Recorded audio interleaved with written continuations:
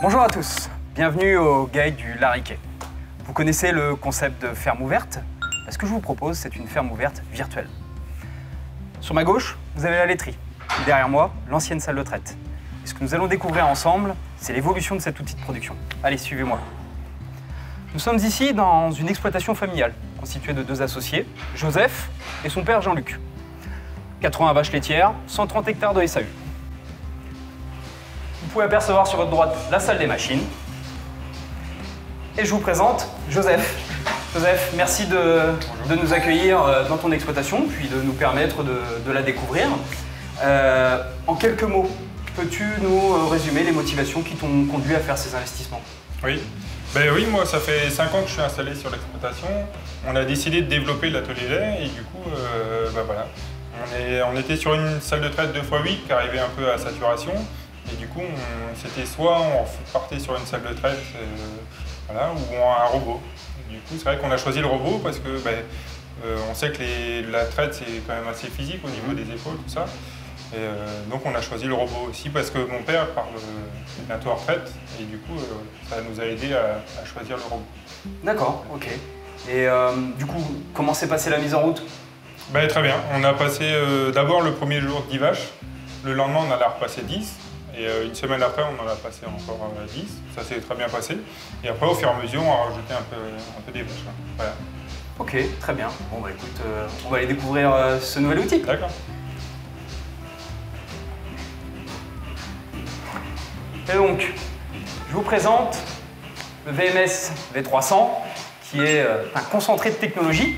Tout d'abord, le gobelet préparateur, qui nettoie, stimule, extrait les premiers jets.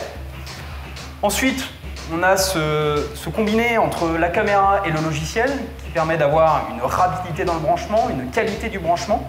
Aujourd'hui, on a un taux de précision de l'ordre de 99,8% au niveau du branchement. Toutes les informations de la traite sont collectées vers un logiciel de gestion de troupeau, le logiciel Delpro. On retrouve ces informations synthétisées sur cet écran tactile qui est disponible directement auprès du robot. Sur cet écran, on retrouve aussi les données en temps réel, c'est-à-dire ce que la vache est en train de donner en production à l'instant T, quartier par quartier. Comment c'est possible?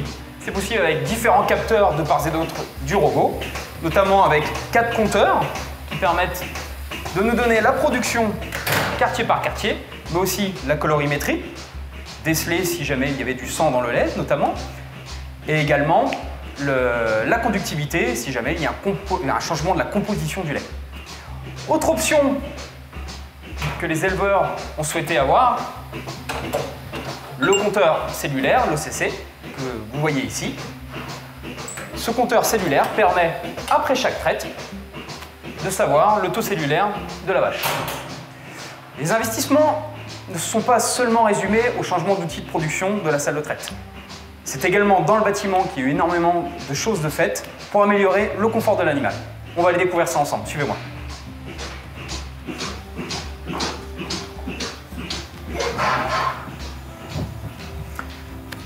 Nous voilà donc dans l'aire d'attente, où l'on trouve derrière moi une porte de présélection. Cette porte intelligente permet de gérer l'affluence des vaches au robot.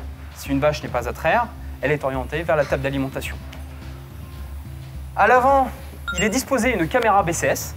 Cette caméra BCS permet d'avoir la note d'état corporel de chaque vache à chaque fois qu'elle passe. Ainsi, au début de lactation ou en fin de lactation, on maîtrise l'efficacité de la ration. Un élément indémodable, la brosse de Laval SCB3, qui permet de déparasiter les vaches, retirer les poils morts, mais également d'effectuer un massage qui améliore la circulation du sang. Et croyez-moi, elle l'adore.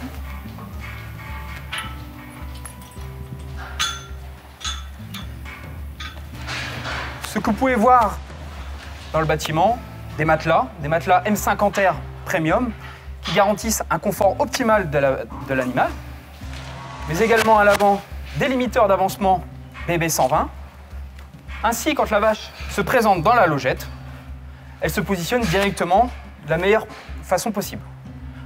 Au-dessus de vos têtes, dans tout le bâtiment, vous pouvez apercevoir des ventilateurs DDF 1200 qui sont reliés à des variateurs de fréquence qui eux-mêmes sont reliés à un boîtier BSC qui est contrôlé grâce à des sondes de température et d'humidité. Les variateurs vont faire varier plus ou moins les ventilateurs, que ce soit en été, mais comme en hiver aussi, ce qui permet de maîtriser l'humidité des bâtiments. Autre élément important, le raclage du sol. Les éleveurs se sont équipés d'un racleur de Laval afin d'avoir un sol sain à l'endroit où les vaches vont circuler.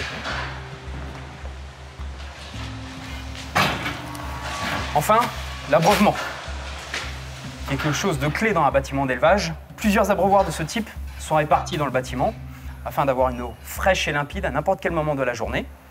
Cet abreuvoir en inox basculant, attention les pieds,